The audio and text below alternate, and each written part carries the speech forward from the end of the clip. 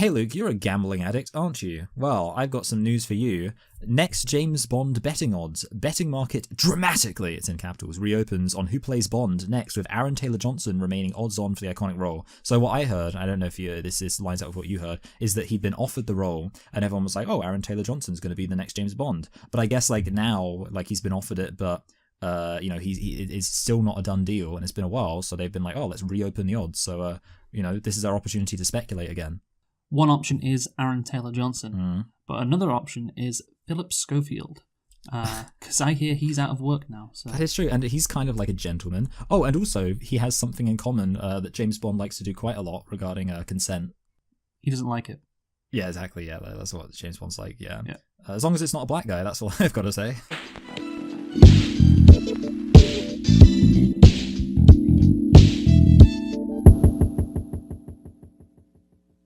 Hello and welcome to Select and Reflect, the movie review podcast where we look at films that have come out in the near and distant past. We give them a couple of watches and evaluate them beyond first impressions. I'm your host Michael, and I'm joined as always by my co-host Luke. And this week we are celebrating the 60-year anniversary of the release of the movie Goldfinger.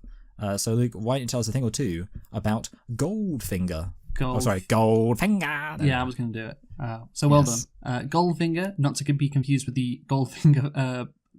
The Goldfinger, which is a 2023 Hong Kong film. Oh, I thought you were going to say not to be confused with Goldmember, which is the third Austin Powers film. Yes, indeed. So Goldfinger is a 1964 spy film and the third installment in the James Bond series. It stars, of course, Sean Connery as the fictional MI6 agent James Bond, and is based on the 1959 novel of the same name by Ian Fleming. So it was directed by Guy Hamilton. The screenplay was by Richard Malbone and Paul Dean, or Dane, however you say it. It stars, of course, Sean Connery, Honor Blackman, Gert Frobe, Shirley Eaton, Tanya Mallet, and Harold Sakata. Can you guess who Harold Sakata plays? Oh, I'm going to guess he's odd job. That's kind of a funny response, but sometimes the truth is the funniest. Yes, it was released on the 18th of September in 1964 in the UK, and on the 22nd of December in the same year in the United States, which is fun. Remember those days when there used to be months between releases in different countries? Yeah. We've come so far. Yeah. But now you've got those bloody film festivals. So obviously, I don't know if you mentioned why we're doing Goldfinger. Oh, I just said it was the anniversary. I don't know if there's more to it than that. Well, what anniversary specifically? Oh, 60. Yeah, 60-year anniversary of Goldfinger, which came out in September 1964. So we're recording in September 2024. So yeah, it's been 60 years since this, some would say, iconic film came out. So that's why we are reviewing it. And Michael, can you tell me what the budget was for Goldfinger? No, I cannot. I don't know. Again, obviously we've reviewed, I don't know if we've reviewed the film directly before this, but we've definitely reviewed some films around this time, specifically James Bond films. I imagine they're all very similar, so it's only my memory that will be failing me. I don't know, I really want to just go for a number that seems normal, which is, oh god, I could be totally off on inflation here. Oh god, I bet it's less than $1 million, isn't it? Fucking hell. Let's go for 800,000. Why would it be less than $1 million? I'm just thinking that's how extreme inflation is. I was thinking 2 million, and I was like, oh, I bet inflation. Well, say 2 million then. All right, I'll go for 2 million then. I was just worried about the old inflation. Because it's 3 million. Yeah, that's the thing. You're already factoring inflation in when you guess the budget's going to be 2 million. It's not going to be that low, is it? Yeah, I guess you're right. Yeah. Yeah. So, what about the box office though? How much money did this make? Oh, I got to factor in the fact this is pre-decimalization, so I'm gonna go for 19 shillings. No.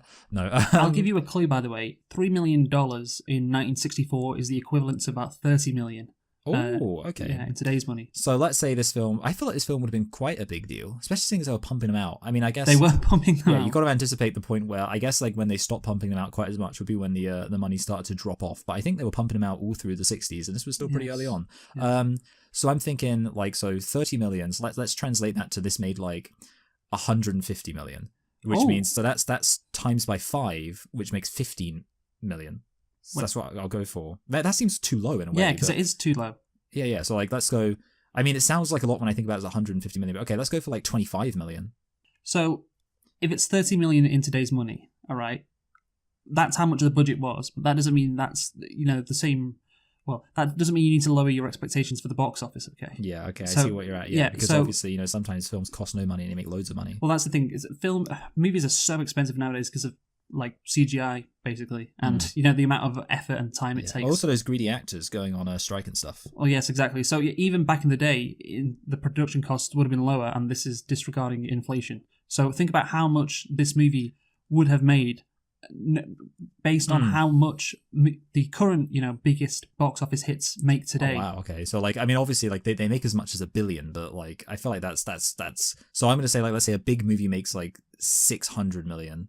Well, I would say a big movie would make more, wouldn't it? I mean, what was the biggest? Let's say 800. What was the biggest movie of last year? Oh, I don't know. The biggest movie. We just fucking reviewed it last week. I can't remember. It was Barbie, wasn't it? Okay, so that made like 1.4 billion. Oh god! Now I have to do like the maths of like working out what that is in no, you don't. 1964. Because again, what was the ratio? It was literally just divided by 10. So 1.4 billion divided by 2 is 140 million. Divided by 2. Sorry, divided by 10. God, so I'm going to get 2 and 10 confused because they start with the same number, Luke. Sorry, same letter. Okay, so 140 was your guess. Yeah, that's pretty good, isn't it? The correct answer was 125. Oh wow. So yeah, so I had to like coax you a bit, you know, but we got there in the end, and I'm proud of you for. Thank you. Eventually, I'm proud of myself. Yeah, managing to figure it out. So I think I owe all to my belief in myself. Can you tell me whether you liked Goldfinger, Michael? Some say this is the best Bond movie ever. Okay, yeah. So I'm not gonna lie. I'm angry at myself, and the reason why I'm angry at myself is because I can't trust myself going forward. Because a while ago, I watched all the James Bond films. Like a good while ago, I watched this one because I think when we were reviewing Diamonds Are Forever or whatever, I was like, oh, I'll watch some of the other Sean Connery films, and obviously I watched them, and I gave them a rating on IMDb just so I could keep track of how I was feeling about them. And then I watched this film, and I was like, I'm pretty enjoying this film. It's quite fun. And then I was quite disappointed to see that I only gave it a 5 out of 10 on IMDb after my first watch, and I was like, man, I just can't trust my past self because I feel like that's 5. That's an average rating, and I would say this film is better than average. So not only did I like this film, I don't know if I'd say it's the best. Because I'm a real sap for that gritty Casino Royale. Mm-hmm. Yeah, well, that's another obviously contender. I'm not saying it is the best, but some say. Yeah. So I could agree it's one of the best. Yeah, I think that your past self was more correct. Okay, yeah. See, well, yeah. Basically, I will say this is very campy. You have got stupider as the years have gone on, haven't you, Michael? That is true. Yes, I just yeah. You know what? Actually, I've got to tell you something. So you know, like when we reviewed I Feel Pretty. Yeah. I gave it a 1 out of 10. Okay. And I recently rewatched it for reasons that I'm not going to get into, and I kind of enjoyed it. I think my brain's breaking. Yeah, that doesn't surprise me, honestly. But obviously, what you said before regarding your rating of Goldfinger when you watched a bunch of Sean Connery movies a while ago, you said it was average. It was a 5 out of 10, and I feel that way as well. Interesting. Honestly, I can understand why this movie is iconic because it has some iconic moments. A really good villain, really good, a couple of good villains in Odd Job and Goldfinger, and some again scenes which are pretty good.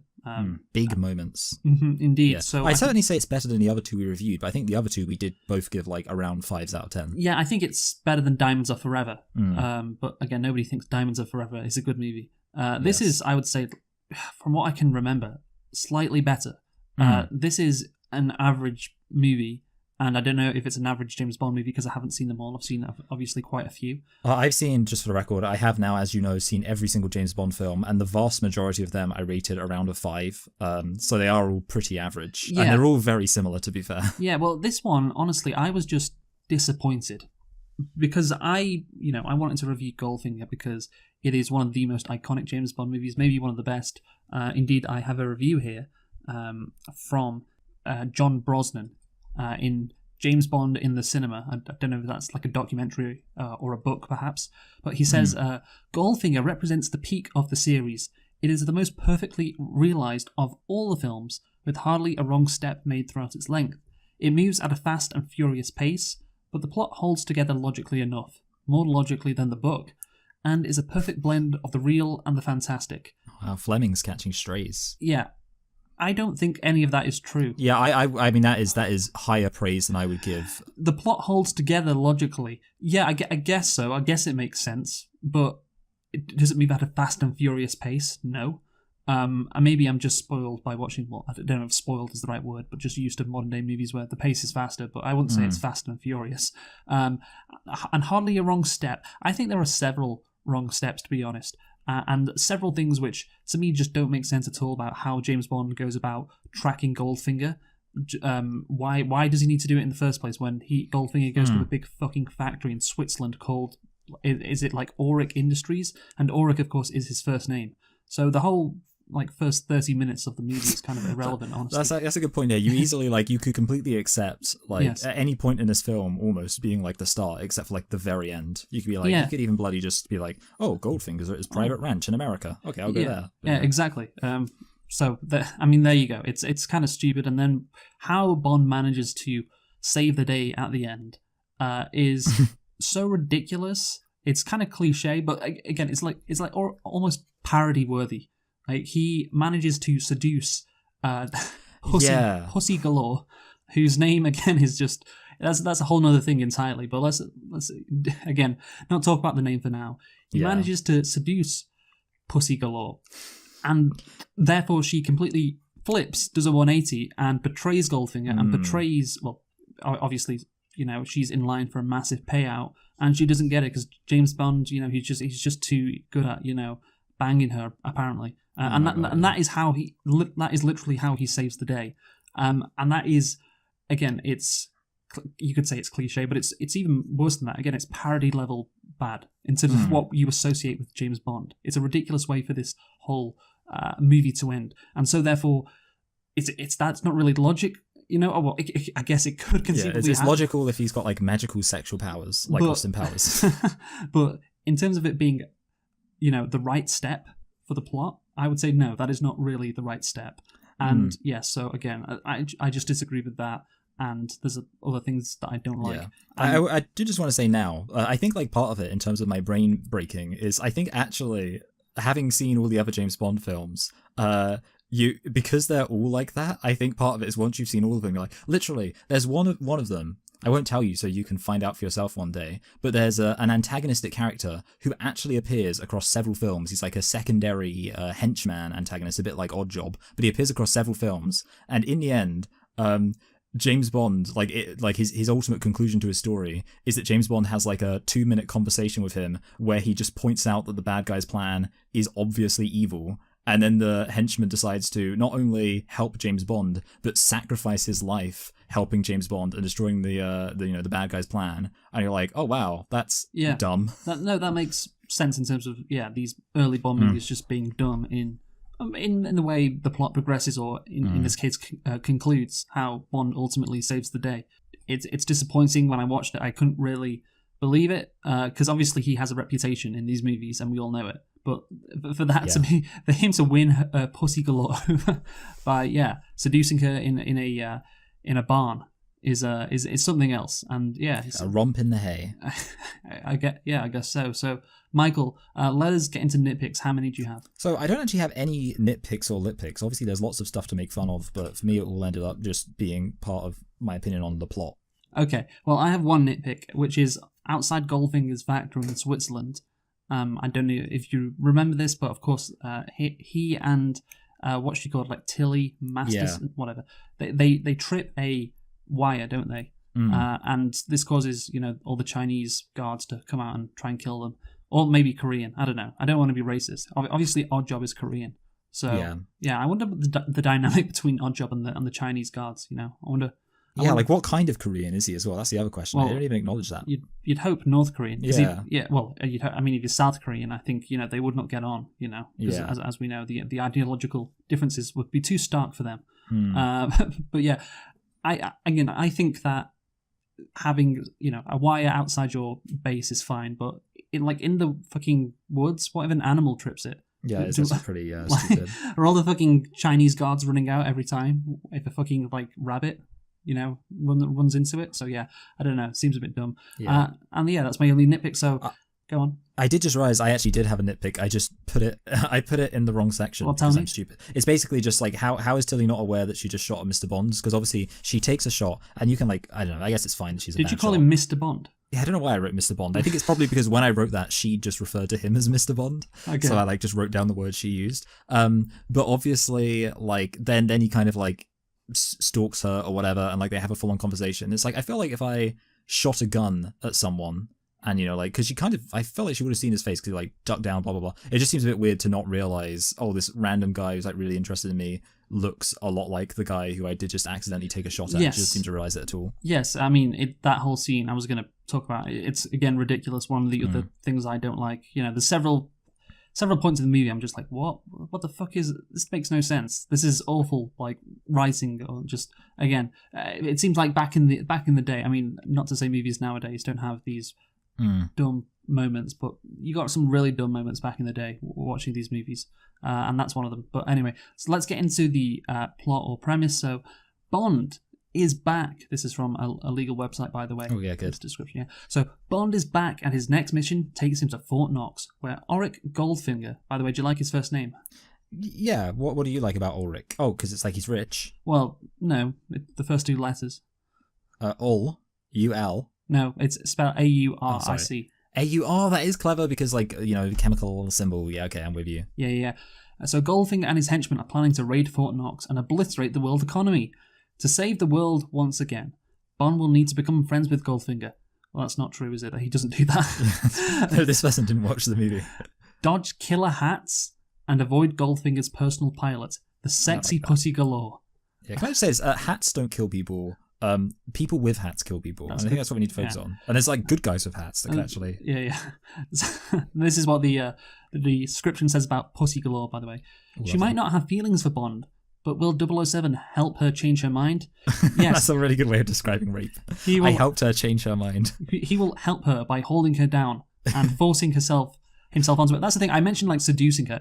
He obviously eventually succeeds, but before that she's not keen for him to kiss her, and yeah, it is again, it's not really very consensual, is it? I think it's fair to say. I would, yes, that's a fair characterization. Yes, so again, that's another thing to add on top, the cherry on top of the whole how Bond saves the day. Yeah, the cherry on the cherry rape well.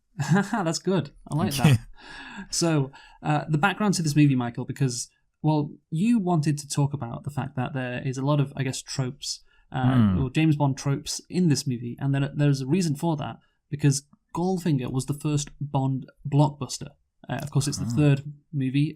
Was it Dr. No and Thunderball? The first yes. Yes. So definitely Dr. No was the first one, and I'm just going to trust you that Thunderball was the next one. I hope it is. So with a budget equal to that of the two preceding films combined, Goldfinger was heralded as the film in the franchise where James Bond comes into focus. That's what it says on Wikipedia. Many elements introduced in it appeared in many of the later Bond films, such as the use of technology and gadgets by Bond, an extensive pre-credit sequence that stood largely alone from the main plot. When he's in fucking Colombia or whatever, I don't know, some Latin American place.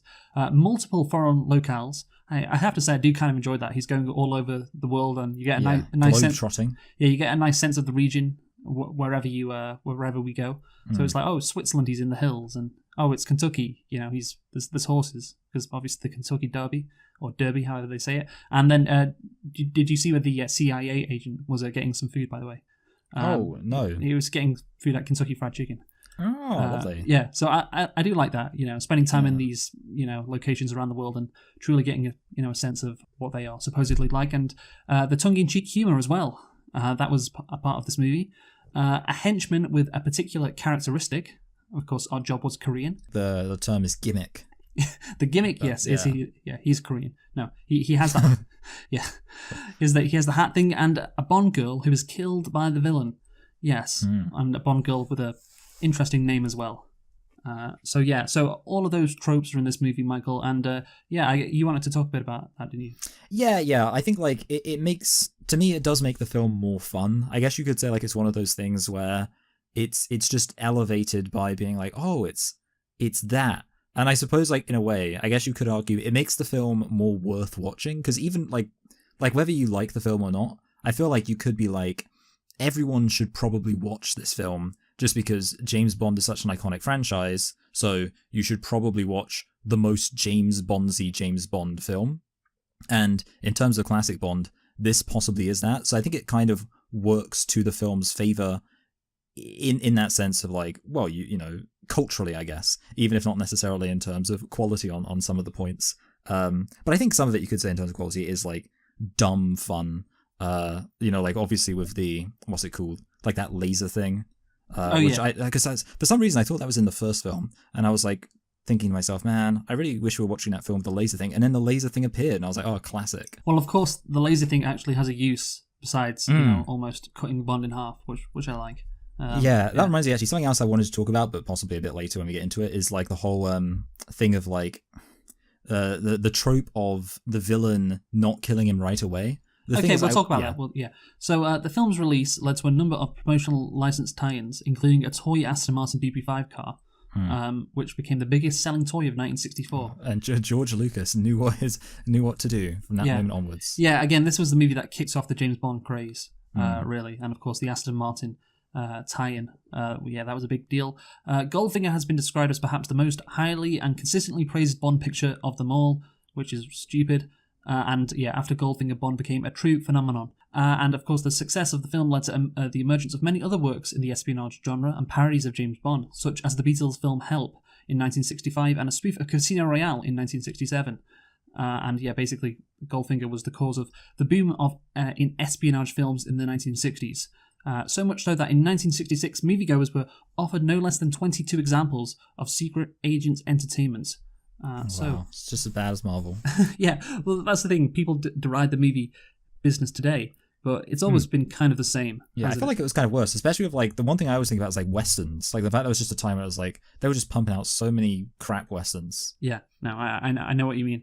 So let us get into the script now. So the opening sequence, Michael. So of course I mentioned this before, but it's separate from the plot, basically, isn't it? You know? Honestly, I can't remember what happened at the beginning. I guess because it is disconnected from the plot. That's my excuse. Yeah. So Bond obviously kills this, blows up this drug farm, or I'm not sure what it is, but yeah, he blows it up, and a bunch of Colombians or Latin Americans are mad, and then he almost gets killed, but doesn't get killed. And Den suggested this is one of the writers, the pre-credit sequence be an action scene with no relevance to the plot. Something, of course, that was repeated afterwards in many James Bond movies. Mabum based the pre-credit sequence on the opening scene of the novel where Bond is waiting at Miami airport, contemplating his killing of a Latin American drug smuggler. So okay, that makes sense. Yeah, that's the reason. He's doing that. So let's get into the song now, Michael. So Shirley Bassey established the opening title tradition, giving her distinguished style to Goldfinger, and would sing the theme song for 2 future Bond films. What are they? Oh God, I don't know. I can't even remember. No, I've got Live and Let Die, but it's not that. What is it, Luke? We've already reviewed one. Is it Diamonds Are Forever? Yeah. Would it have been From Russia with Love? Sorry, the correct answer is Moonraker. Oh, Moonraker. Yeah, which is the 4th Roger Moore. Yeah. So, I got confused then. But Moonraker. Do. Yeah. Thank you. Wider than a mile. Yeah. Okay, yeah. No, that's not how it goes. But go on. Well, give us a little rendition of Goldfinger. Goldfinger. I actually don't even know. Like, I was say, here's the man with the Midas touch. Yeah. I can't really remember anything else other than that. Yeah. Well, the lyrics were described in one contemporary newspaper as puerile. Puerile, because they're like sexy? Yeah, I guess so. Back in the day. The opening credit sequence was designed by graphic artist Robert Brownjohn, which is a funny last name, honestly. Yeah. Imagine being called Brownjohn. Because it's like a John's like a toilet, and it's brown because you shit in it. Yeah. Featuring clips of all James Bond films thus far projected onto Margaret Nolan's body, its design was inspired by seeing light projecting on people's bodies as they got up and left a cinema. So there you go, which is not really the best thing for an opening credits sequence. People getting and leaving. But okay. Bond, of course, after the opening sequence, heads to Miami Beach. Bond discovers Goldfinger cheating at a high-stakes gin rummy game. Yes, I like... It's an old man game to be cheating at. I like that this tells us stuff about Goldfinger and his character. Yeah, this is actually a good scene. I liked it. Yeah, but it's weird they just ask him to observe this guy. Like, just watch him. They don't tell him what's actually happening, which I don't know why they wouldn't, because it's not that top secret, is it? Yeah. I feel like a lot of like these films, it's just like just hang around. Like this film is a very hangy aroundy film. Yes. But at least there's a reason later on for Goldfinger to have Bond hang around. But yeah, I just don't know why they don't tell him why they want Bond to observe the sky. Also, how can the fucking guy who's playing cards with not tell he's cheating? You know, he's got a massive, you know, well, it's not massive, but it's a noticeable wire going into his ear. And yeah, how are you so good at cards? Maybe that's the reason. Yeah. Yeah, especially if like he's always winning every single time. Yeah, Someone exactly. will get suspicious. Yeah, well, he should again. It's dumb, but I was hoping maybe the betting aspect would come into play later on in the movie with Goldfinger. You know, that would be good. Yeah, like they kind of have like how about a high stakes poker game? A high stakes poker game For the money in Fort Knox. where we bet on pussy. That's yeah. Oh god. Whoever win gets pussy. Yeah. Yeah. It's funny. There we go. Well, you can. It's the name's funny, really. I give credit to the name. Yeah, but also the fact that like it's got the S sound in it, which is always good for a Sean Connery impression. Yes. Also, the green screen in the background is really bad in that scene as well. That should have been a nitpick, honestly. Yeah. So Bond interrupts Goldfinger's game and blackmails him into losing. After a night with Jill, Bond is knocked out by Goldfinger's Korean manservant Oddjob. And I love that. That's how he's titled in Wikipedia, the Korean manservant. Of course, Goldfinger calls him that at one stage. But Manservant, it makes it sound so gay. By the way, I just want to say, I like the fact that Goldfinger is just like a big fat guy. Like it's kind of like I don't know why. Like for some reason you'd expect like an evil villain. In my head, I'm like, you know, I guess like nowadays villains are always so sincere and stuff. This guy just looks like just a dude, just like any old like politician or whatever. Yeah, I do like again. Ian Fleming came up with it, I imagine. So yeah, if Ian Fleming hadn't created this character, maybe Goldfinger would have been, you know, a stylish, you know, guy who's like, you know, 40 and not fat and ugly. Yeah. But yeah, I do. He's you know different. He's unique in how he looks, and that's nice. But also, let's talk about the scene, of course, where Bond awakens after the Korean manservant Oddjob knocks him out. He awakens to find Jill covered in gold paint, dead from skin suffocation. Yes, which isn't real, by the way. Oh, is it not? Because I've heard about that before as a thing like independent of this film. Oh, really? Well, maybe not if you get painted, but it's the skin suffocation is real. Maybe that's it. I wonder if it came from like when paint used to have lead in it, and like people would die from like getting covered in lead, and everyone was like, oh, it's probably just because their skin couldn't breathe. Yeah, maybe.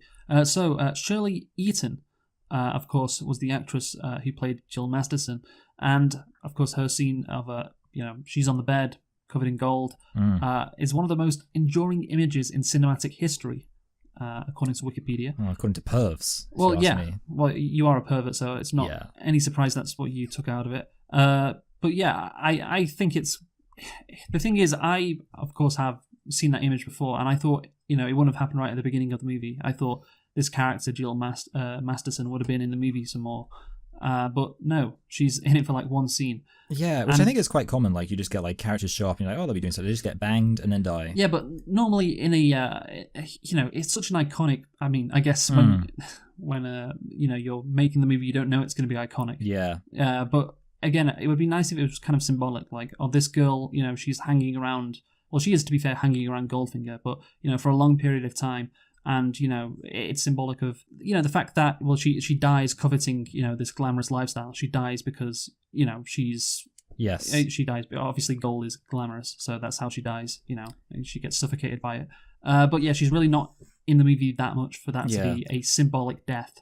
Yeah, it's a bit weird that, like, because you kind of think, like, oh, it's like his trademark calling card that he murders someone and then he paints them like gold. Especially because, like, in Austin Powers, gold members, like, when I kill people, I like to paint their tinkles gold. Like, as if, like, that's thing. So you're like, oh, so, like, obviously, seeing as this is a perfectly accurate recreation of Goldfinger, it would be like he likes to paint people he kills gold. But he only does it this one time, which makes you think, where did he have this gold paint? Well, to be fair, she did betray him. And she's the only, I guess no one else, Yeah, she's the only character that betrays him that, of course, dies. So, yeah, my question is, why doesn't Oddjob kill Bond? Because that's a good question. He didn't think, well, Oddjob and Goldfinger didn't think James Bond was just, well, the guy who he obviously knocks unconscious, he didn't think he was just some random guy she was sleeping with, because they were in his room, right? So they must know who he is. Obviously he says, hey, I'm James Bond. to Goldfinger. So Goldfinger's aware that James Bond is the guy that fucks him over. And then, okay, how do they find this Jill Masterson? Oh, they find James Bond's room. So they know this guy's James Bond. He knows you did it. You wouldn't want any witnesses, right? You know? Yeah, like the whole thing. So like, because I will say, like, one of the things that annoys me, not to constantly mention other James Bond films, but one of like the things that irritates me is that they'll often have like the villain will try to kill James Bond way too early and way too quickly, which I know is the opposite thing. But like what I was going to say is like, because I'm like, well, if they know he's like a secret agent, you'd think like surely you would, try to reduce the heat by getting rid of him in a way. Like often they'll just kill him, like he just shows up, they don't even know like anything about him, they're just like, just go kill him, which I've always found kind of stupid. But of course in this case, it's the opposite. It actually, it would make sense. Also, like even if they didn't know who he was, like I feel like they'd know that he'd like banged like a woman who he cares about, and like you say, he's a witness. They've got at least I think three good reasons to kill him. Well, yeah. Again, there's two reasons, right? He's a witness, and also, this was the guy that fucked me over. Yeah. The only thing I could possibly think is, like I say, maybe if he did know he was a secret agent, he'd be like, don't kill him. But then like that doesn't make any sense because like if you know he's a secret agent, then you've killed someone around him, or like, and why would you leave the body there? Yeah, like none of it really makes sense because it's like, well, it could be a message to Bond. Hey, it could be a power play. Don't track me down. But again, he's obviously, if he's a secret agent, he's going to do that. So he's used to people dying. That's part of the job. But yeah, anyway, basically, he should have killed. Our job should have killed James Bond then. But yeah, even within the Bond canon, by the way, the scene of obviously what's she called, fucking Jill Masterson being covered in gold. The Goldfinger or the film or the scene is acknowledged because in the 22nd Bond film, Quantum of Solace, of course, one of the women in that movie is killed by what, Michael? Quantum of Solace. Yeah. Probably gold. No. Because that would be... oil. Yes, and they're covered in oil. Yes, and I think M, who of course is played by Judi Dench, makes a point to James Bond like, this is what you do. You get women killed when you therefore you should stop doing that. And yeah, this is obviously James Bond gets this woman killed in this movie, but this is the 60s, so there's no like, oh, you shouldn't just be a womanizer, and putting these women in difficult positions and getting them killed. He's just on to the next one. Yeah, They had a lot of women. There was kind of a women inflation back then. Yeah, they just weren't worth very much. A lot of the men died in World War II. That's it. Yeah. That's actually it. Yeah. So just like, whatever. Yeah. So in London, M tasks Bond with determining how Goldfinger smuggles gold internationally. So yeah, this scene has a lot of exposition. Remember, he's sitting with this old guy who's talking to him about gold and gold bullions and smelting gold and smuggling gold and the price of gold. It was just like there's a lot of exposition in the scene. And so are we talking about? I'm just trying to remember because is this before he goes to see the gadgets? Yeah. You know what? I actually had to go back to remind myself about the whole Colombian drug thing because I was like, what happened? I was like, oh yeah, classic. Yeah. But of course, Goldfinger turns out to be a pretty bad guy, right? But MI6 don't know this at the time, and the guy who's telling Bond about the gold smuggling obviously doesn't know about Operation Grand Slam either. So they think Goldfinger is doing something illegal, like he's smuggling gold. They don't know how he's doing it. They don't even know if he is doing it illegally. And I don't know, it just seems pretty flimsy for MI6 to intervene on this. Yeah, I will say I like the fact that like the whole thing is they just want to get a load of money. Like, because I guess the old guy, I remember now, he was in charge of the bank, wasn't he? Yes. He was the bank man. So he was just like, oh, can you get us our money back? Which is... like that's got to be a fun thing to just like know that you can get the Secret Service to do. Well, yeah, but there's a proper way about there's a proper way to do things. And this guy, he's part of the establishment in the UK, so he's like, oh, there's something improper. Fucking Goldfinger is at the end of the day, he's just an entrepreneur. That's it. Yeah, I hate the government always trying to push down the job creators. He's been constrained by this red tape. Yeah. I mean, the thing is like, so the whole like vibe about like they want to catch him, I guess, red-handed. I guess is a bit like the whole Al Capone situation where it's like I feel like it's like one of the fun things about like having a kind of quite strict burden of proof for arresting someone. Like sure it means that lots of guilty people can get away, but on the other hand, it means you get fun things like this where it's like, okay, we know this guy's guilty, but you need to like go find the proof. Well, I don't actually think they know he's guilty. Okay, we very strongly suspect this guy's guilty, so we need you to find out whether or not he is. Yes, and they don't even know about the whole, steal all the gold from Fort Knox either.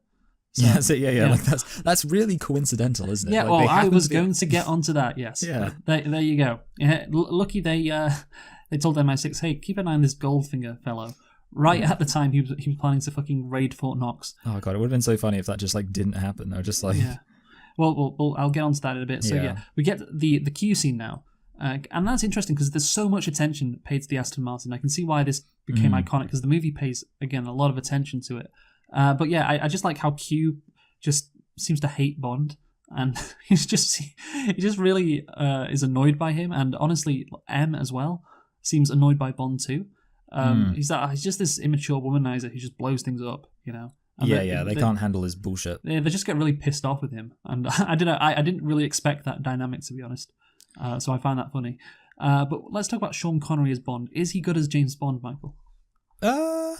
He's fine. What do you mean he's fine? He's the best. I think he's pretty sexy. Okay, calm down. I think so I have having watched, I don't know if I mentioned this yet, I watched a few James Bond films. I've actually come to a conclusion which I've since discovered is quite popular amongst true James Bond aficionados, which is that Timothy Dalton is actually the best James Bond. How come? Well, apart from anything else, believe it or not, I've already said the James Bond films are quite crap. Timothy Dalton was only in 2 films, and I, the person who always has fantastic, objectively correct ratings on everything, rated both of them as 7.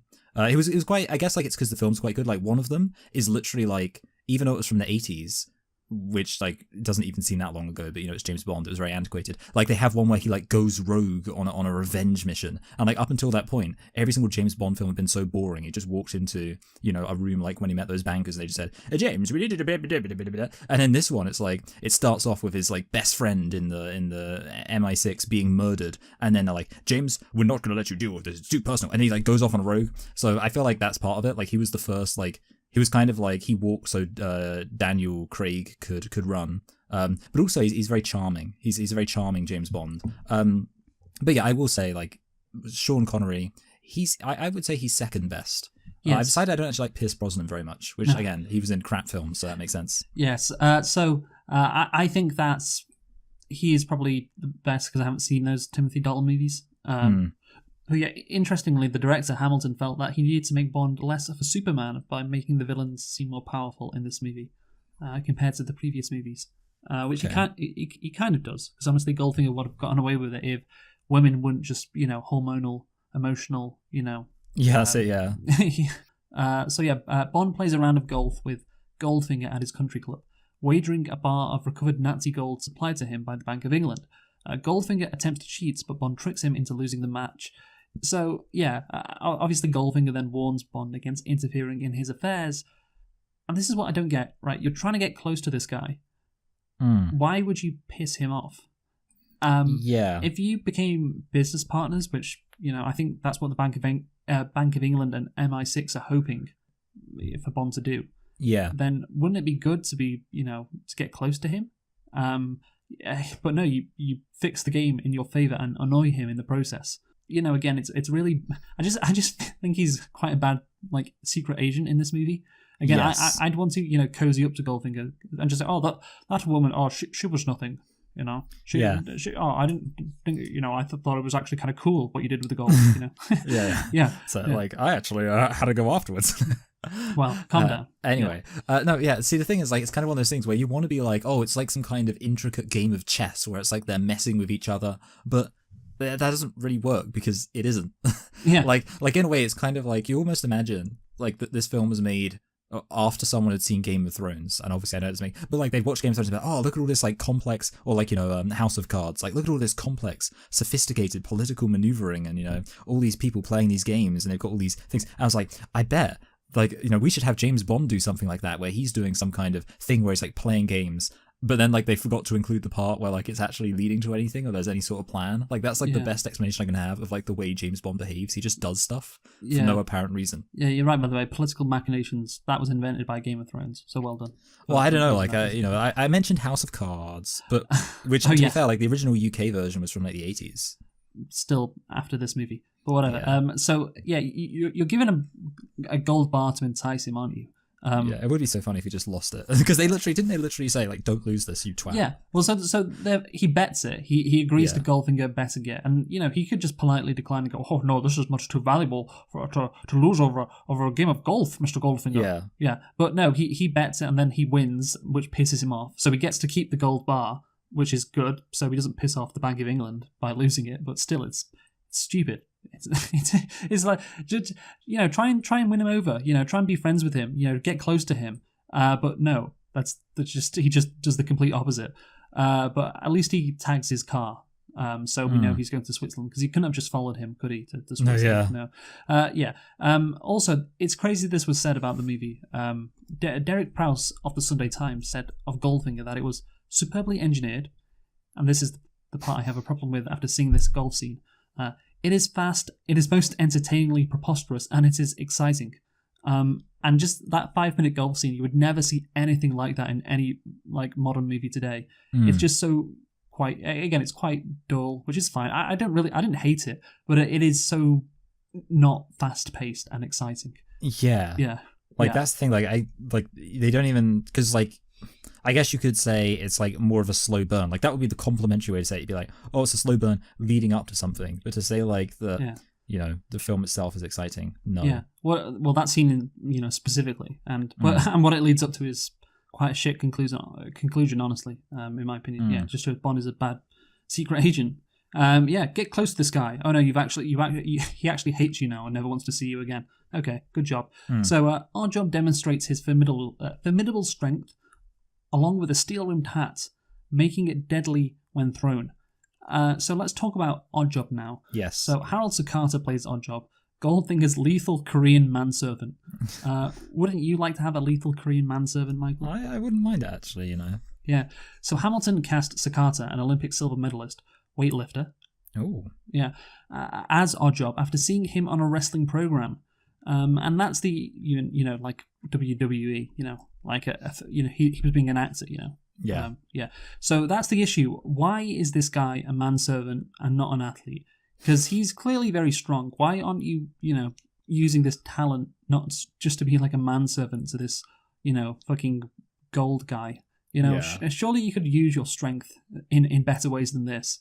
Especially considering he throws a hat, which you don't need to be that strong for that because obviously we all know about momentum and stuff. No matter the fact it's so light means no matter how hard you throw it, it's not going to be that powerful. Whatever. Yeah. Oddjob has been described as a wordless role, but one of cinema's great villains. Well, yeah, it is a wordless role. He's a mute. Yeah, it's been described as a wordless role. It's been described as what it is. Yes, but yeah, I think he is iconic because the look, the Korean look, the whole Korean gimmick, the hat. Yeah, the hat. Yeah, the way he throws it. It's just, really cool, honestly. They cooked with this guy. They really did. One of the best things about this movie.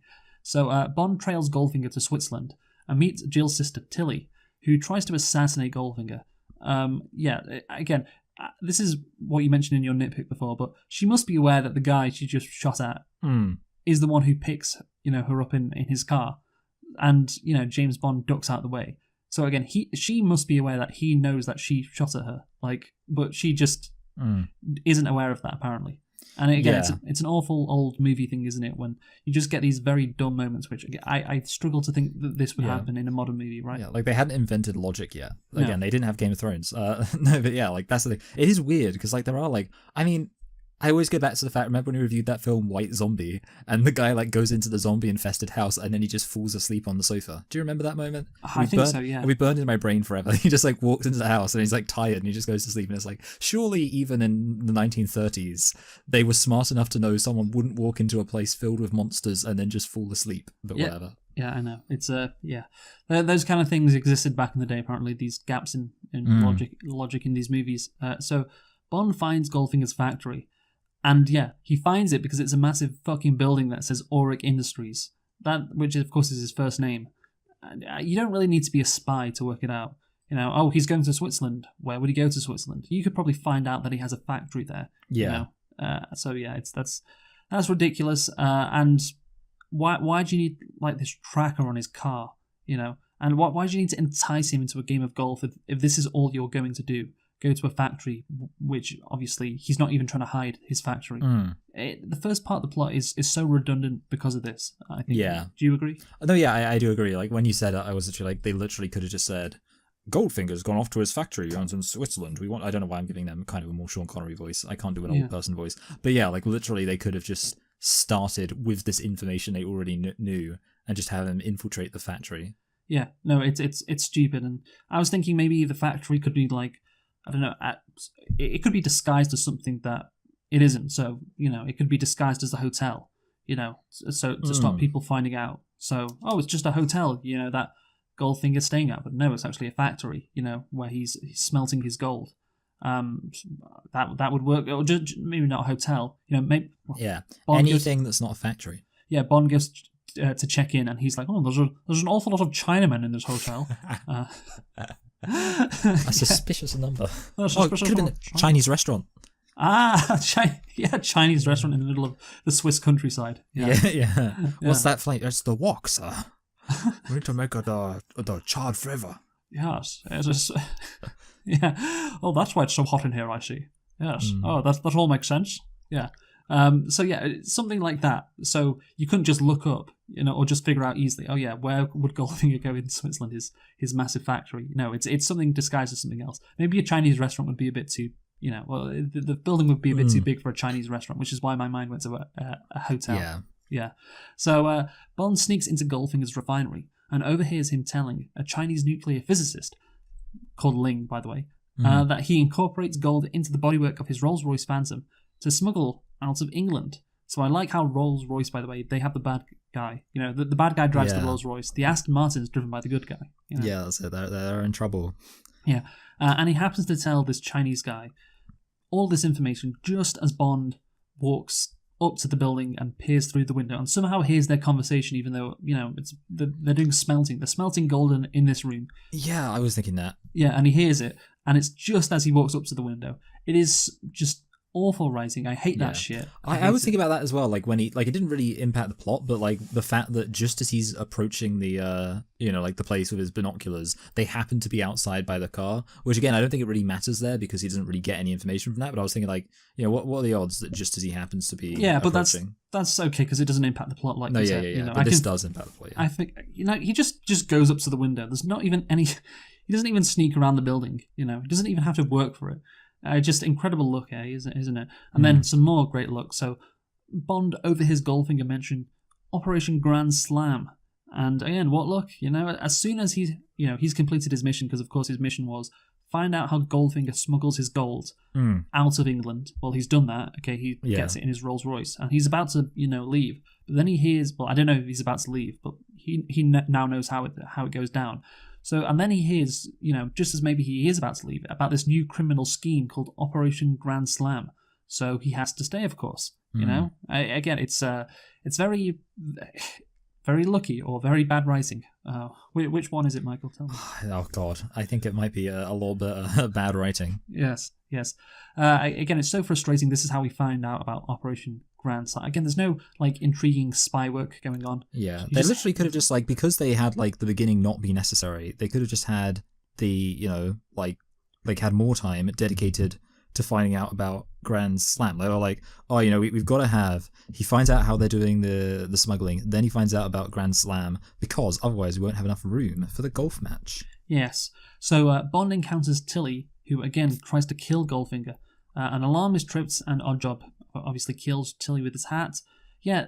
So this car chase scene that Bond has, that there's so little drama in this scene because Bond just acts like this is normal, and he almost seems bored. I'm running away from these guys who are chasing me. They're shooting at me, and I'm deploying all this shit, like smoke and oil. And his expression throughout it was just, that worked well. He should yawn. Yeah, he almost could yawn. And then there's Tilly, who I don't she apparently can assassinate people. That's a skill that she possesses, although she's not a good shot, obviously. So she maybe has been caught up with criminals before in some capacity, but she's just fine with it. She doesn't say anything. She's just completely silent throughout this scene, and it's just a really bad car chase scene. I also like how you got another woman just killed like it's nothing. Yeah. Just again, Yes. don't need them. Well, yeah, I don't know. He's not obviously as responsible as the first one. But yeah, her death is quite funny though. Like, Oddjob just obviously smacks her with his hat. And yeah, it's weird because it's supposed to be really sharp. That's the one thing you've established about it, but there's no blood. Yeah, I thought that. Like, there's no injuries on her body. And that's when I was surprised that she was dead. I thought she'd just be unconscious. Because, yeah, she looks fine, obviously. Yeah, there's no bruising around her neck or anything. So Bond, of course, is captured. In a quite pathetic way, because he escapes. He ejects the guy from his car, but it's kind of worthless because then he just drives into a fucking wall afterwards, doesn't he? Yeah. And, like, I was thinking that, like, what's... It's especially weird. Like, I think the really, really, really, really, really, really stupid thing about that is obviously when he's seeing Q sets up this ejector thing. It's like, and he makes a big deal out of it. Yes. And you're like, oh, this is going to be, like, this is a Chekhov's gun. And at some moment, it's going to be used, and it's going to be significant when it happens. Yes. And it's absolutely bizarre that it's just used at this completely inconsequential time. Like, it doesn't even, like, achieve... It's not even like, oh, just a minor escape. He doesn't actually achieve anything by doing it. No, I was waiting for him to eject the guy from the passenger seat, because I was like, oh, he's sitting in the passenger seat, he's going to be ejected, and therefore Bond can escape. And he does that, and then he just doesn't escape. So what the fuck was the point in that then? It ain't the best, honestly. Could have been better in a lot of ways, this whole, car chase scene, sequence. So Bond, of course, he's strapped to this table with an industrial laser pointed at him, and with the beam advancing towards his crotch, which is his worst nightmare. Yes. Oh no, my penis. No. Yeah. Sorry. I mean, to be fair, he does end up using it to save the day. So yeah, exactly. Yes. I can't save the world anymore. Or maybe his penis would be cut in half, so he could save the world twice as efficiently. Yes. So Bond lies to Goldfinger that MI6 knows about Operation Grand Slam, and Goldfinger spares his life, so MI6 can believe that Bond is safe. I like the line. Of course, this is one of the other best bits in the movie. Do you expect me to talk? No, I expect you to die. Yes, that is very good. Yeah. I will say, like, one of the things I think about with the James Bond, and for me this is kind of a worthwhile metric, even though it does render most James Bond films terrible, is like how much sense does kind of James Bond getting captured and then like surviving make? Because obviously there's some films where it's just ridiculous, like this person needs him dead, and of course we all know there's like the monologuing, and then obviously there's the ridiculous contraptions and blah blah blah, when at any point someone could just put a bullet in his head.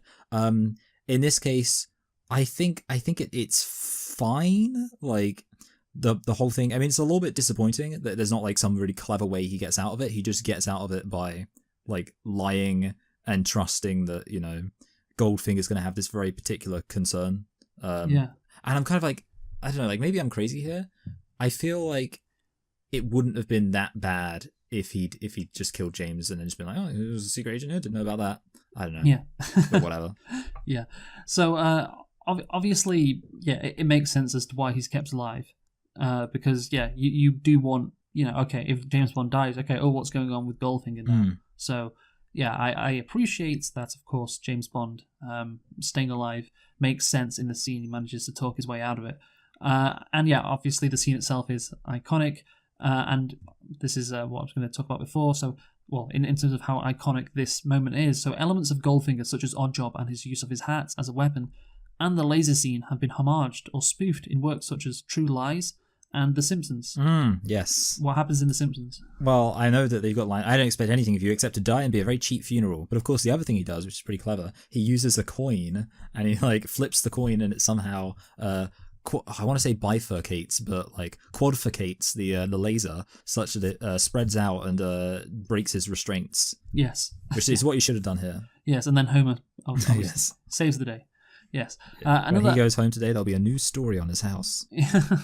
So another really good scene then, and again, one of the reasons why this movie is, I guess, memorable, why it's remembered fondly because of this scene. And I think Sean Connery's acting, by the way, is quite good in this scene. I actually believe that he thinks he's going to die. And normally, the rest of the time, he's cool and calm and collected. This scene, he wasn't, and I like that contrast. That's good. Maybe that's it. Maybe the whole reason why he has to act like nothing's happening the whole time is because like he's really bored. It's so that the one moment where he has to actually act scared, it's like you really feel it. Yes, well, there is a balance, of course, but I get your point. So let's talk about Pushy galore. Yes. A pilot who flies the captive Bond to Goldfinger's stud farm near Lexington. Well, you know who's a stud at the stud farm? It's James Bond. Yes, yeah, because of his cock. Well, not really because of that necessarily. His balls. Yeah, because of that. That's it, yeah. Yeah. Everyone thinks because horses are studs, it's about, and they have big cocks, everyone thinks it's about their cock, but it's about their balls and their sperm. Well, yeah, I mean, it kind of is, isn't it? Yeah. Like, even, like, you could have, like, a horse of a tiny, tiny penis, which would, the horse would feel really embarrassed, because, like, talk about stereotypes, but then maybe it has the most powerful sperm in the world. Yeah, and that's what people pay for. Yeah, exactly. So, yeah. So, the character's name, Pussy Galore, let's talk about that, because obviously it's a ridiculous name, but the character's name follows in the tradition of other Bond girls' names that are double entendres. Ivana Hump-a-Lot. Yeah, the thing is, Pussy Galore is not really double entendre, it's just an entendre. Yeah. I mean, I don't know, I've never heard of a woman called Pussy before. Yeah, I've also never, I mean, like, is the surname Galore even a thing? I don't know, but I could imagine that it might be, but Pussy is just, I mean, I saw that they were thinking of changing the name to Kitty. That makes so much more sense. Which obviously is actually a name, but Pussy is not a name that I've ever heard a woman be given, because obviously it's ridiculous. You know? Although don't forget, we also then get Octopussy later on, so I don't know. It's like calling a man, cock. Yeah, except, I mean, the thing is obviously Dick, that actually does work. Like, there are men Well, called yeah, Dick. you have Dick, and I guess you have, again, like Kitty could be, the equivalent. Yeah. Although, obviously, if you call Dick, your name is actually Richard.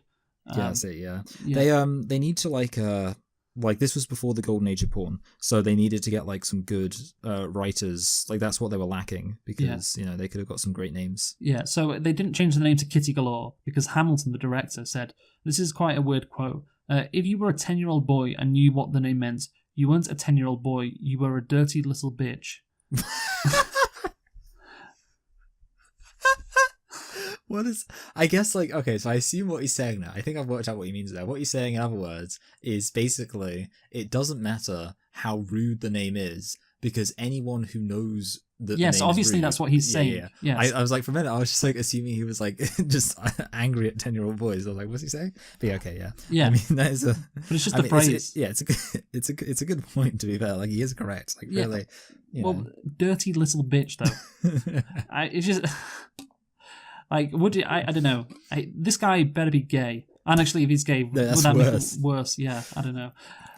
He better be something. The American censor, of course, was concerned by the name Pussy Galore, but Hamilton says we got around it by inviting him. By calling him a dirty little bitch. Yeah, by inviting him and his wife out to dinner, and told him we were big supporters of the Republican Party. Good. And that worked. So yeah, shout out to Republicans. Always got great, morals and principles. To grab him by the kitty. During promotion, Blackman took, this is the actress who played Pussy Galore, Honor Blackman. She took delight in embarrassing interviewers by repeatedly mentioning the character's name, which I enjoy. I like that. Honestly, her surname is Blackman. Like, they could have been even more like controversial there. Like, Pussy Blackman. Yeah, I don't know if that works though. It's just too. Yeah. I suppose it's also insulting them, isn't it? Saying they are pussies, I guess. I guess so. Yeah. So Bond escapes his cell and sees Goldfinger's meeting the mafioso. I like how he sees it, by the way, because he looks through the model. That's a clever way for him to figure out what's going on. Yeah, I was thinking about, I don't really know if I can be bothered. I was thinking, like, could one nitpick the fact that he's got all these, like, stupid contraptions just to show things, but I guess it's fine. I don't know, it just seems like, you got to hire this engineer to, like, build this, like, contraption in your floor just to show this one thing. You built a lazy Susan Batman. Yeah. People are going to talk about that, yeah. What is that? Oh, God, yeah. What is that from? Family Guy. Okay, that's it, yeah. Yeah, it's a cutaway. Yeah, with Stewie. Yeah. Anyway, obviously these mafioso have supplied materials for Operation Grand Slam, but they ridicule his plan. And I agree with the mobsters. It is dumb, but the thing is, these mobsters, they don't know they're in a James Bond movie. That's it, yeah. Yeah, that's the thing. These mobsters, they come from the real world, and of course in the 60s they obviously existed, and were plentiful, and you get like realistic crime dramas featuring obviously mobsters. So that they're operating in the real world, but no, this is the James Bond world, isn't it? So it's different. Yeah. I mean, it's a better world in many ways because you don't have to worry about the everyday organized crime as much. Like, they're just saps. Yeah, I do like the revolving tables, by the way. Because I know you said it's ridiculous, but I do like them. And the mob guys going, "What's going on around here?" Yeah, so yeah, because they're all being moved all over the place. Yeah, I guess it makes sense. I like the idea that he's like, I spent 50 years working on this plan. It's Most not of it 50. was. Oh wait, did he say? I swear he said like some significant number of years. It's 15. 15. Okay, that's it. Yeah. Actually, we spent 50 years. I was gonna say, but like most of it was like coming up with the way he was gonna present it. Yeah, I had to commission the scale model. yeah. That took about 99% of my time. Yeah. just working all that out. And then the only people he shows it to, he just kills immediately anyway. Yeah, exactly. Yeah. That's quite funny. It's like puts all his effort into the presentation for a bunch of people who are gonna die immediately after they see it. Good stuff. And well, let's talk about Goldfinger now, because Gert Frube plays him, and yeah, he's obsessed with gold. That's his character. I don't know if you noticed his number plate starts with AU as well. Okay, good, yeah. Yeah, so he really likes gold. He has some might say a fetish for gold. You know, maybe. He must have been really upset when those Italians didn't say, "Hey, you, what you doing?" That's kind of clever. Yeah. Thank you. Yeah. Do you know who was meant to play Goldfinger, by the way? I don't know any actors from the past. I don't know, like a fucking like Orson Welles. Yeah. Oh, really? What did? I just think about like an actor from the past. There we go. Wow, that was a great pull. Thank Damn, you. that's your most impressive guess ever. I know. You better not be looking at a Wikipedia. I wasn't, no, genuinely. Like I was just thinking about like, especially because we've reviewed what's it called, Citizen Kane. I was like, just like who was an actor back then from the past, like a fat actor. And I was like, and not Jimmy Stewart. Well, what we want to do is we want to go in the Fort Knox. Yeah. It's like the sequel to what's that film? The Christmas film. I've changed my mind. I want to live again. Oh my god. Changed my mind. I'm gay again. What the hell? Oh, It's a Wonderful Life. It's like, because like he loses all his money, so it's like we gotta get the money back from the government. Yeah. Anyway. Yeah. So Orson Welles was considered as Goldfinger, like I said, but his financial demands were too high. But the actor, by the way, Gert Frube, he is actually dubbed throughout the movie. Oh really? So like, because he seems like some kind of foreign based on his name. Yeah. Well, he's kind of foreign. Yeah, because he sounds kind of foreign in the film. Like he's got like a vague accent. Yeah. I would say. Yeah, I think they did that to make it sound more realistic, maybe. Yes. Because if it was an English accent, maybe because of the way he speaks, with his mouth movements, it wouldn't sound organic. I'm not sure, but certainly it's a great job, the dubbing. So, that was really interesting when I found that out. So Bond confronts Goldfinger over the implausibility of moving the gold. Bond deduces Goldfinger has a dirty bomb to detonate inside the vault to irradiate the gold for decades, and Goldfinger's own gold will greatly increase in value, and the Chinese will gain an advantage from the resulting economic meltdown. Yeah, I was going to compliment the movie for not doing the cliche of the villain telling Bond his plan, but alas, that is what happened. Like, Bond finds out the plan by looking through the model. Well, that's cool. The villain ain't telling Bond, but then he does do exactly that, yeah. Well, he had to tell someone who was going to live. I will say, like, I don't really know whether or not, like, this whole, like, irradiating the gold thing. I feel like if you had the entire United States gold supply, they would be willing to invest quite a bit of money in, like, coming up with some way to de-irradiate it. Because, like, you have people who, like, sweep Fallout, don't you? But is that possible? My brain is telling me, I don't know. See, the thing is, my only frame of reference is that in Civilization, after there's a meltdown, you can send in your workers and give them the scrub Fallout function, and they will do it. So, I'm just assuming it must be possible. Yeah, I don't know if Civilization is a good reference there. Yeah, I don't know. Yeah, my assumption was always that, like, with Chernobyl, for example, or Chernobyl, I guess it's Chernobyl. They could actually deal with it, but they just can't be bothered because the people around are too poor, so no one cares about them. Yeah, they're Ukrainian, aren't they? But yeah, the plan kind of makes sense. I guess it is implausible, but at least it sort of makes sense why he's doing it. And yes, it's weird for Goldfinger to want to destroy gold. Because he loves it so much. Yeah, he's destroying a part of himself. Yes, but that's the one thing we know. He loves gold and he wants to destroy all of it. So what's going on there? But Maybar... It's like me and pussy. So the novel was quite a bit different, actually, to the movie. So because Maybar picks the novel's heavily criticised plot hole, where Goldfinger actually attempts to empty Fort Knox. So that's what he does in the book. And of course, Bond makes the point of, it's impossible. You can't do it. And so I like how Bond in Ian Fleming's own adaptation is shitting on Ian Fleming for being a fucking moron for expecting this plan to work. You know what? I do have a James Bond fact though. Basically, one of the films, I can't remember which one. It might have been Octopussy, funnily enough. He let them adapt it, but specifically insisting that they changed it and didn't use his novel as a frame of reference at all, because he thought it was his worst novel. So basically, like, they'd adapted all the other ones of his films, and they were like, okay, come on, we got to adapt like this novel. And it's like, I don't like this novel. You can adapt it, but change it. So maybe he was okay with people. Maybe he was his own worst critic. You know what? I respect that, honestly. Yeah. I respect that. I don't adapt this. It's shit. I like that. Yeah. So in the film, Bond notes it would take 12 days for Goldfinger to steal the gold before the villain reveals he actually intends to irradiate it with the then topical concept of a red Chinese atomic bomb. So apparently in the 60s there was this, I don't know why it's a red Chinese atomic bomb, but this was, going on in the early 60s, this fear of, the Chinese, they're gonna bomb us, even though, of course, the only ever use of nuclear weapons on civilian populations was by the Americans against, an East Asian population. That means we're overdue for one. Yes, exactly. Again, it's just hilarious how Americans got scared by anything and everything. Thank God that doesn't happen regarding China today. Yeah. Yeah, thank God we've moved on. God, they should do like a TikTok James Bond thing. Goldfinger, so the James Bond has to take down TikTok. Yeah. Goldfinger's private army breaks into Fort Knox. Unknown to Goldfinger, Bond convinced Pusher to alert the authorities and replaced the gas with a harmless substance. How did he manage to do that? Oh yeah, this is good. By banging her. And I said at the start, it's just so bad. I couldn't really believe it when I realised this was the turning point. This is how Bond saves the day.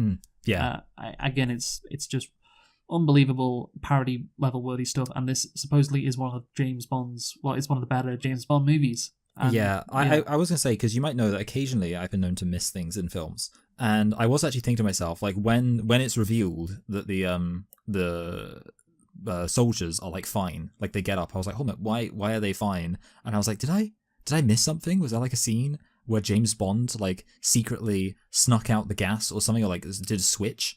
Like, did he do something? And I was like, so then I found out, and because I was thinking, like, I'm just having to go on, like, I'm gonna have to find out so that I don't look like an idiot when we do the podcast, like how on earth he actually managed to pull this off. And then of course you see it and it's just like, oh, because Pussy told them. Yeah. Pushy. How's that for a vagina monologue? I don't know. Oh god, it would have been great if she was like the villain and then like she went on a rant and I could say, how's that for a vagina monologue? Yeah, but unfortunately she doesn't do that. Yeah. She becomes a hero. So Goldfinger locks the vault with Bond, Oddjob, and Kishk inside. That's his sidekick. Bond frees himself, but Oddjob batters him. That's what it says on Wikipedia. Batters it. Wow. And I didn't realize that he was a geezer. And it's a true battering. Like Oddjob, absolutely fucking, knocks his block off. I don't know, what's some other, things we could say instead of batter? I don't know, like rinses him. He fucking rinses him. Yeah. Yeah, I love that. Yeah. So, and obviously then Bond. I love that when Oddjob smiles, by the way. And I love James Bond, confronting this villain, but just not managing to beat him. Oh yeah, that's fine. Because that's the thing, he's not very competent. No. In general. No. I know judo. He knows judo. Yeah, but he's not good at anything else really. Yeah. Judo and judoing that pussy. Thank you. Doesn't even work, does it?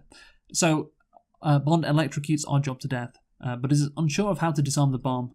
But obviously, a specialist turns off the device with 007 seconds remaining. Do you like that? Yeah. Oh yeah, I didn't even realize that. Oh wow, you don't pay attention to anything, do you, Michael? Well, I didn't. I just didn't pay attention to it. I was like, oh, that's pretty clever. I like that. And it 007. just goes over your head. Okay. See. Thank God I watched this movie so I could appreciate the genius in that. So Bond boards a jet to have lunch with the president at the White House, because of course he does. But Goldfinger hijacks the plane, tying up the plane's crew and putting Pussy in the cockpit. Putting Pussy in the cockpit. Sorry. Yeah, I like that, because like the cock. Except usually you put cock in the pussy. Yeah, so no. That's changed everything. That's fine. Yeah. In a struggle for Goldfinger's revolver, the gun fires, shattering a window and creating an explosive decompression, which of course was referenced earlier by Bond. Oh wow! So, finally, they managed to pay something off. Well, yeah. Well, they paid a couple of things off. Obviously, the laser. That's it. Yeah. So they paid this off as well. I like that. That's good rising. So Goldfinger is blown out by the ruptured window to his death. Yeah, it's not a very symbolic death. Maybe if he got melted with gold somehow. I don't know. That's what I was thinking, something like that. I was thinking it would be actually like cool to see someone get like cut in half with the laser. Like maybe James Bond like wields the laser and like spins it around and cuts loads of people in half. Yes, yeah. Loads of people. Yeah. Well, like when there's like all the Chinese people. Oh, yeah. Well, but that would be okay if one of the Chinese guards was a Siamese twin. Yeah. Wow, he's really helpful. Yeah. So Bond and Pussy parachute safely from the aircraft before it crashes into the ocean. Pussy tries to make their presence known, but Bond declares, "This is no time to be rescued," and throws the parachute over himself and Pussy. Yeah, it's funny. He should have said "no time to die." That would have been prescient. Yeah, and I just like how Bond in this movie, he really doesn't do anything well apart from boning. That's it. Just it is very much like a parody when you think about it. Like literally just fails at everything, but he's just like slaying Gash everywhere he goes. Yes, that's why MI6 hired me. Yes. That's it, yeah. It's like all the other people like actually take it seriously, and he's just like banging babes left, right, and center. Yes, Q. This Aston Martin DB5 is very interesting, but it's nothing compared to my cock. So let's conclude now, Michael. You go first. Yeah. So I did say that like I now consider this film better than average, which obviously we have bullied the film just a little bit. I think the one thing I will say is that it is fun, and it is filled with loads of like kooky, crazy things. And I guess like compared to other James Bonds, it's not boring, or it's not as boring. It is a bit lame that he, like spends the second half of the film just hanging around. So with that said, maybe I'm being a little bit generous, but I'm going to elevate it from a 5 to a low 6, just for the entertainment value of like the fact it does have stuff going on. But yeah, I can see the valid criticisms of it, definitely. Which I have given. So sorry, what did you give it? Low 6. So yeah, you gave it a low 6. I gave Diamonds Are Forever a 4.5, which I think was probably generous from what I remember. But yeah, I'm going to give this one a 5.5. So there you go. But like it's okay. I gave Barbie a 5.5 as well, which I like. Yeah, it's 2 equally misogynistic movies. Yeah, it's like okay, maybe like a bit worse than average. In terms of movies, in terms of James Bond movies, maybe it is average. That wouldn't surprise me, honestly. But yeah, what are we reviewing next time, Michael? So next time we're getting into Spooktober, and we're going to be looking at Gremlins. Yes, we will be reviewing Gremlins for Spooktober. So yeah, we've been selecting and reflecting on Goldfinger because of the 60-year anniversary of the movie, one of the most iconic James Bond movies.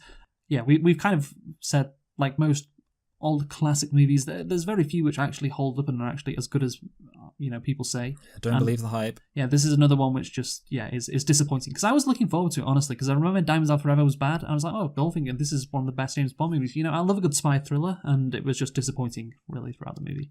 The spy elements were bad. Join us next time for Gremlins, though. Who have you been, Michael? I've been Michael. I've been Luke. Thanks for listening, and goodbye. Goodbye.